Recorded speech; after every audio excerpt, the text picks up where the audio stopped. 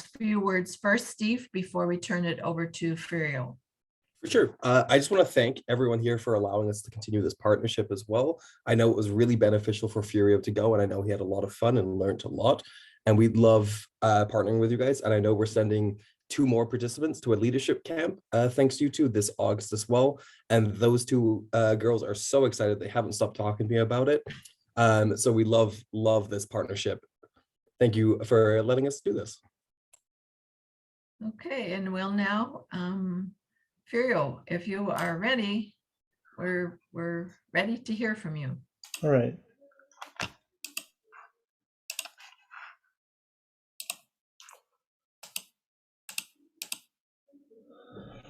So I have a presentation on adventures that I was taken through with the Adventures of Citizenship program from May 27th to May 30th during 2022.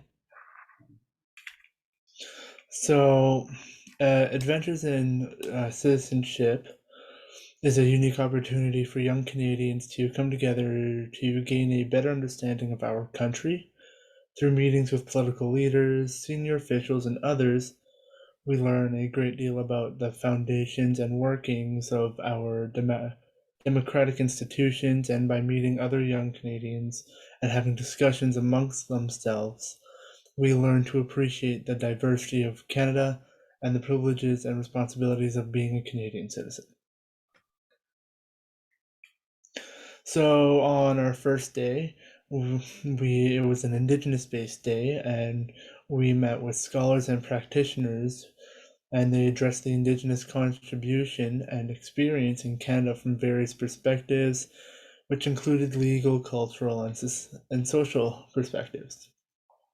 Participants learned how they can contribute to reconciliation with Canada's Indigenous people. We had multiple speakers, and I'm going to go kind of over each speaker and more or less what their topic was about and what they talked about. So our first speaker was Indigenous Elder Greg Meekus. Greg Meekus is Indigenous Elder from the Odawa Native Friendship Center and Aboriginal Community Justice Coordinator. Greg led a blessing ceremony to start off the day, recognizing the Creator and the land and Mother Earth, and reconnecting with Mother Earth. The discussion we had was how colonialism uprooted the way of Indigenous people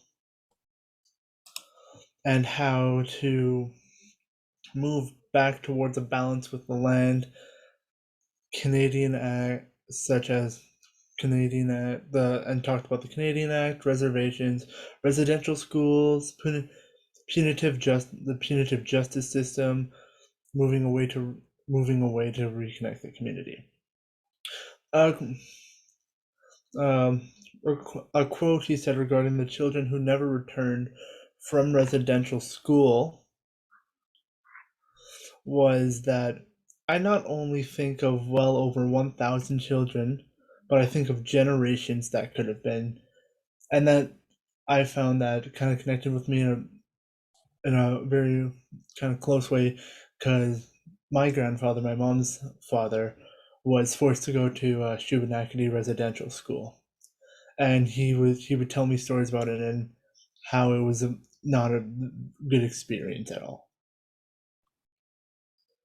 The next speaker that came was Candice Metallic. So Candice Metallic is a lawyer who focuses on First Nations and the law in Canada. She is both part of barristers, are lawyers who work in a higher level of court, as well as a solicitor who is a lawyer who works with public matters in lower court. She founded Metallic Law. So Metallic Law specializes in all matters of Indigenous law with a focus on making things right. So, like focusing on how all the injustices that have happened to Indigenous people, focusing on trying to revert those injustices and make it all right again. So she talked about Turtle Island and the origin stories, as well as politics regarding how Indigenous people are recognized, the Constitution, historic claims, and the Indian Act. Legislation affecting, as well as legislation affecting indigenous language preservation. Languages connect people to each other and our land. Canada has a great diversity of languages. She discussed Aboriginal rights, for an example, hunting, trapping, fishing, and on Aboriginal government as well. A quote she said is, "Everyone has a part to play in reconciliation. By knowing and understanding, and by informing yourself about the injustices will only help improve things in the future, and I have hope for the future." Another speaker we had on this day was Randall Arsenault. He was meeting with the social needs of urban Indigenous communities. He's the Ontario Human Rights Commissioner, as well as former Indigenous liaison officer, and he was part of the Metropolitan Toronto Police. He discussed the stigma. He discussed the regardings in stigma by police towards Indigenous people and individuals, as his involvement with the Indigenous youth in Toronto and the GTA. Stories about how he has challenged the status quo and is calling for police reform. And he spoke by storytelling of how his experiences have helped him in his different roles in his life. Our next speaker was Dr. Beverly Jacobs. Dr. Beverly Jacobs focused on the restoration of Indigenous laws, beliefs, values, and traditions. The Faculty of Law, she graduated from the Faculty of Law from the University of Windsor. And Dr. Beverly Jacobs is a former president of the Native Women's Association of Canada. So our next day was Canadian Politics Day. This day kind of explored the political culture of Canada and the responsibilities of young Canadians to make a positive contribution to it. The day's highlights was a presentation by the Right Honourable Joe Clark, former Prime Minister of Canada, and the day's second speaker was retired diplomat Gary J. Smith. He shared his first-hand and behind-the-scenes accounts of the Canadian diplomacy at work, leading to and bringing to life the famous 1972 USSR and Canadian Hockey Summit series. So, the Right Honourable Joe Clark was the former Prime Minister of Canada, and he included topics on the potential young people have to make a real difference in today's complex and challenging world, and a complex Canadian constitutional accord among the federal government, the provinces and territories, and Indigenous peoples. He had a motivational speech and reflections on his life in politics. A quote that he said that I very much liked was, "You can do it. Not only do you have the extraordinary talent, you live in the country of unparalleled opportunity and influence. We can start things here that others will follow because of who we are." That quote connected with me very well because it kind of showed that no matter who you are, even if you're having a rough time in life, you can kind of do it. In Canada, you have the opportunities as of other places. You wouldn't have such opportunities, and due to Canada being a richer country, we can help with the influence and help start a movement around the world. Jerry Smith. He was former ambassador diplomat at the Canadian Embassy in Moscow in 1972, and he's an author and speaker. He is the author of Diplomacy on the Ice, the 1972 Canada-USSR Hockey Summit series. His discussion was political history involving war and negotiations, involving common grounds for all parties, as well as the focus on keeping the peace as a developmental ambassador. Diplomacy covers many fields and it's a challenging and very rewarding career. An example of a common ground was the 1972 Friendship Series. Hockey games between Canada and the Soviet Union. There were 4 games in Canada, 4 games in Moscow. The game outcomes for Canada. So it was a it was a loss, then a win, then a tie, then 2 consecutive losses, and then 3 consecutive wins.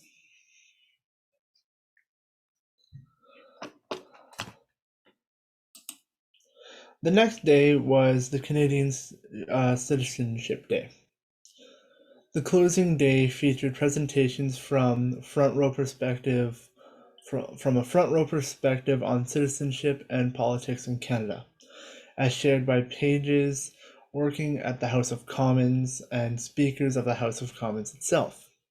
Students heard from citizenship judges, the last stop and newcomers to come to Canada becoming Canadian citizens.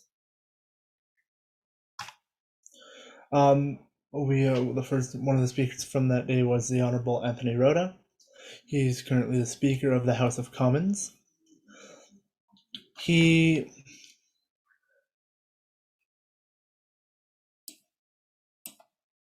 shares how it is to have a front row seat to Canadian democracy. And the quote that he said is, it's a channel that gives Canadian access to provincial touchpoints in our democracy.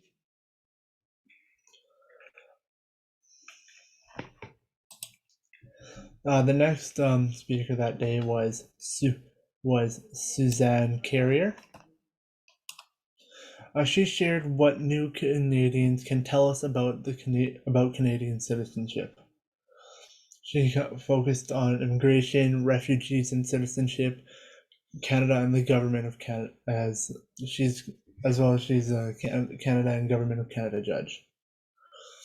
She's Canada's first Métis citizenship judge. She's represented Canada in more than 200 hearings and settlements interviews with Indian residential school survivors as part of a dispute resolution process established to resolve the claims of physical, sexual, or emotional abuse suffered at the schools. Another speaker we had that day was Caitlin Ade. She shared her experiences with the Rotary Club of Ottawa at Adventures in Citizenship. She was selected to represent the Rotary Club of Ottawa at the Adventures in Citizenship 2018 in Ottawa, which inspired her to apply to the PAGE program at the University of Ottawa, and led her now to become the former House of Commons page. And one of the final speakers we had was Mary Senecal Tremblay. She's a citizenship judge. She's the citizenship judge, and she presided over the reaffirmation ceremony for all citizen participants. She shared knowledge of her experience as past citizenship judge from 2013 to 2016 and the importance of citizenship. This is a video of something she said.